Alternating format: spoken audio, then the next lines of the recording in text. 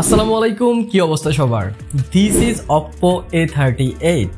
এই ফোনটা বাংলাদেশে লঞ্চ হয়েছে 15,999 টাকায়। যেই প্রাইসে আপনারা 4GB র্যাম রোম পাচ্ছেন, তার সাথে এইখানে আপনারা হিলিও G85 প্রসেসর পাচ্ছেন। বর্তমান মার্কেটের যে অবস্থা, সেই অবস্থায় ভিভো তাদের 6GB র্যামের ফোন লঞ্চ করেছে 15,999 টাকায়। মানে ভিভো এখন ভালো হয়ে গেছে, কিন্তু অপ্পোর ভালো হওয়ার নামে খবর নাই। আপনাদের এখনো 4GB র্যামের ফোন 16,000 টাকায় কিনতে হবে। বাট র্যাম রোম ছাড়া বাকি সবকিছু কি ভালো আছে, নাকি বাকি সবকিছু এটাতে এতটা ভালো দেওয়া হয় নাই? সেই ভালো খারাপ সবকিছু নিয়েই থাকছি আমি রবিন, আপনারা দেশে মোবাইল বাড়ি। তো চলুন শুরু করা যাক। এই ফোনটা প্রায় আমি 10 দিন ধরে ইউজ করছি, অ্যান্ড আমার ইউজার এক্সপিরিয়েন্স এই ফোনটার সাথে কেমন ছিল একটা ফুল রিভিউ কিন্তু আপনারা এই ভিডিওটাতে পাবেন। খুঁটিনাটি সব বিষয় নিয়ে আলোচনা করব আজকের এই ভিডিওতে, সো দেখতে থাকেন শেষ পর্যন্ত। সুন্দর এই বক্সটা খুললে আপনারা প্রথমে একটা সেকশন পেয়ে যাবেন যেখানে কিছু পেপার ওয়ার্ক দেওয়া আছে। তার সাথে আপনারা একটা ট্রান্সপারেন্ট কেস পেয়ে যাচ্ছেন, যেটা কিন্তু ভালো ছিল। আর তার সাথে একটা সিম এজেক্টর টুলও কিন্তু এখানে দেওয়া আছে। তার ঠিক নিচে নামলে আপনারা এই সুন্দর ফোনটা পেয়ে যাবেন। তার ঠিক নিচে যদি আপনারা জাম্প করেন তাহলে একটা ছোট্ট চার্জার পাচ্ছেন, বাট এইটা কিন্তু 33 ওয়াটের। 33 ওয়াটের চার্জারগুলো নর্মালি বড় হয়ে থাকে, বাট এটার সাইজটা কিন্তু এতটা বড় নয়। এছাড়া এটাতে আপনারা একটা টাইপ সি কেবলও কিন্তু পেয়ে যাচ্ছেন। প্রথমে যদি আমরা ফোনটার পারফরমেন্স সেকশন নিয়ে কথা বলি এন্ড গেমিং এক্সপিরিয়েন্স নিয়ে কথা বলি, তাহলেই মনে ভালো হয়। এই ফোনটাতে আপনারা হিলিও G85 চিপসেট পেয়ে যাচ্ছেন, যেটা একটা octa core chipset, 12 nanometre architecture build করা। এন্ড এইটা কিন্তু অনেক আগের চিপসেট, প্রায় 2 বছর আগের চিপসেট। এন্ড এইটা এই বাজেটের একটা পরীক্ষিত চিপসেট, যেখানে আপনারা অন্তত বেঞ্চমার্ক স্কোর পেয়ে যাচ্ছেন 2,50,000-এর উপরে।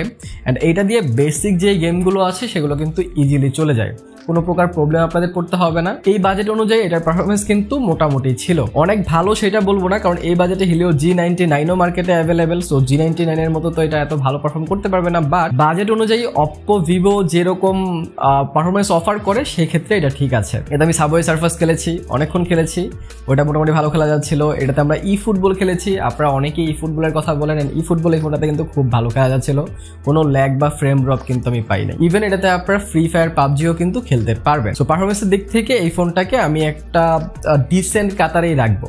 এরপর যদি ফোনটার ডিজাইনের দিকে আপনারা লক্ষ্য করেন, তাহলে এই ফোনটা কিন্তু অনেক সুন্দর। হাতে নিয়ে এটাকে 20-22-23 হাজার টাকার ফোন মনে হইতেই পারে আপনাদের, বাট যদিও এটার প্রাইস এতটা বেশি না। গোল্ডেন কালারটা হাতে আরেকটু বেশি প্রিমিয়াম লাগে, কারণ পিছনে যে ম্যাট ফিনিশিং করা আছে সেইখানে কিন্তু কোনো প্রকার ফিঙ্গার ক্যাচ করে না। বাট গ্লসি যে সেকশনটা আছে ক্যামেরার এখানে হালকা ফিঙ্গারপ্রিন্ট ক্যাচ আপনাদের করবে। এছাড়া ফোনটার আশপাশে যদি আপনারা নজর দেন, তাহলে বটম সাইডে আপনারা পেয়ে যাচ্ছেন একটা স্পিকার গ্রিল, একটা টাইপ সি পোর্ট, একটা মাইক্রোফোন অ্যান্ড একটা headphone jack. And headphone jack অনেক ইম্পর্টেন্ট। রাইট সাইডে আপনারা volume rocker and power button পেয়ে যাচ্ছেন। এন্ড পাওয়ার বাটনে কিন্তু ইন্টিগ্রেট করে দেওয়া হয়েছে ফিঙ্গারপ্রিন্ট সেন্সর।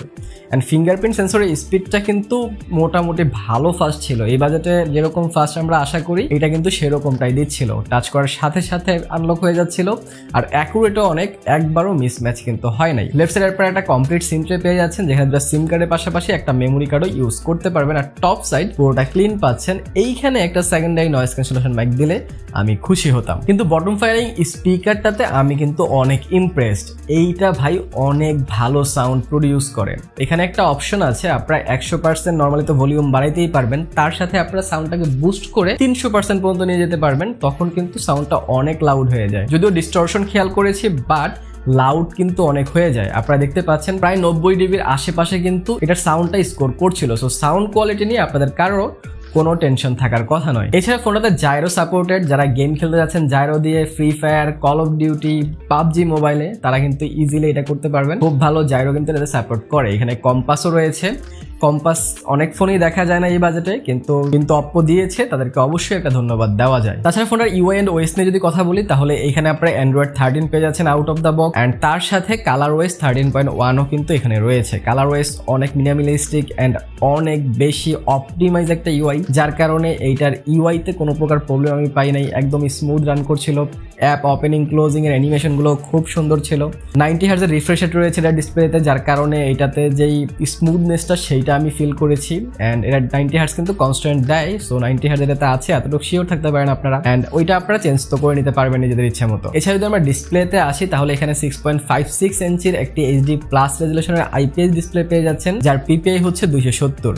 এটার পিক ব্রাইটনেস 700 নিটসেরও উপরে যায়, যেটা Oppo ক্লেম করছে, অ্যান্ড এইটা কিন্তু ব্রাইটনেস আমি খারাপ পাইনি। ইনডোর আউটডোর এটা খুব ভালো ভিজিবল ছিল, কোনো প্রকার ব্রাইটনেস জনিত ইস্যু কিন্তু আমি লক্ষ্য করিনি। কিন্তু HD প্লাস হওয়াতে এইটার যেই কন্টেন্ট ওয়াচিং এক্সপিরিয়েন্সটা সেইটা ইনডোরে তো ভালো ছিল, বাট আউটডোরে একটু ফ্যাকাশে ফ্যাকাশে লাগছিল আমার কাছে। সো যদিও ফুল HD এই বাজেটে দেখা যায় না, কিন্তু হইলে খারাপ ছিল না। কিন্তু HD প্লাস হলেও এইটার যেই colour accuracy and colour reproduction সেইটা কিন্তু অনেক ভালো ছিল, সেইটাতে আমি অবশ্যই অ্যাপ্রিসিয়েট করবো তাদের। এছাড়া ফোনের ক্যামেরা সেকশনে আমি অনেক হতাশ হয়েছি। রেয়ারে আপনারা দুইটা ক্যামেরা পাচ্ছেন, 2 megapixel depth and 50 megapixel main sensor, but ফ্রন্টে আপনারা 5 মেগাপিক্সেল ক্যামেরা পাচ্ছেন। একটা 16,000 টাকার ফোনে 5 মেগাপিক্সেল সেলফি ক্যামেরা কোনোভাবেই মানা যায় না। এই ফোনে সর্বোচ্চ আপনারা 1080p 30 fps এ ভিডিও করতে পারবেন, এইটাও মানানসই না, অ্যান্ড ভিডিওর কোয়ালিটিও ভালো না। ফ্রন্টে সেলফির ক্যামেরার কথা কি বলবো, 5 মেগাপিক্সেল দিয়ে কিরকম আর ভালো ছবি পাবেন। 10,000 টাকায় ভাই 5 মেগাপিক্সেল দিলে তাই আমরা মানতে চাই না, 16,000 টাকায় 5 মেগাপিক্সেল কোনোভাবেই মানা যায় না। বাট মেন সেন্সরের কথা বললে আউটডোরে সানলাইট কন্ডিশনে মোটামুটি ভালো পিকচার দেয়। আমি বেশ কিছু আউটডোরের পিকচার আপনাদের জন্য দিচ্ছি, আপনারা দেখেন অ্যান্ড ডিসাইড করেন যে ছবির কোয়ালিটি গুলো কেমন লেগেছে।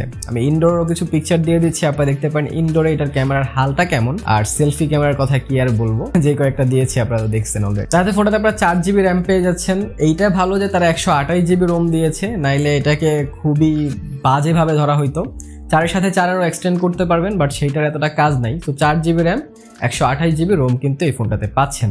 তো এখন যদি আমি এই ফোনটা কিছু ভালো এন্ড খারাপ জিনিসগুলো আপনাদেরকে সামারাইজ করে দিই। ভালো জিনিসের মধ্যে প্রথমত এটার ডিজাইন আমার কাছে খুবই ভালো লেগেছে, এরপর হচ্ছে এটা ডিসপ্লেটা, ওইটাও আমার কাছে ভালো লেগেছে, অ্যান্ড তৃতীয়ত হচ্ছে এইটার সাউন্ড কোয়ালিটি, সেইটাও আমার কাছে ভালো লেগেছে। বাট খারাপের ব্যাপার যদি বলি তাহলে পারফরমেন্স সেকশনটা আরেকটু বেটার হইতে পারতো। এইটার ক্যামেরাটা ডেফিনেটলি অনেক অনেক বেশি ভালো হইতে পারতো, অ্যান্ড ডিসপ্লের ব্যাজেলটা অনেক বেশি, দেখলে এতটা দামি ফোন মনে হয় না, সেইটাও কিন্তু তারা দিতে পারতো, অ্যান্ড পাঞ্চল হইলে খারাপ হইতো না।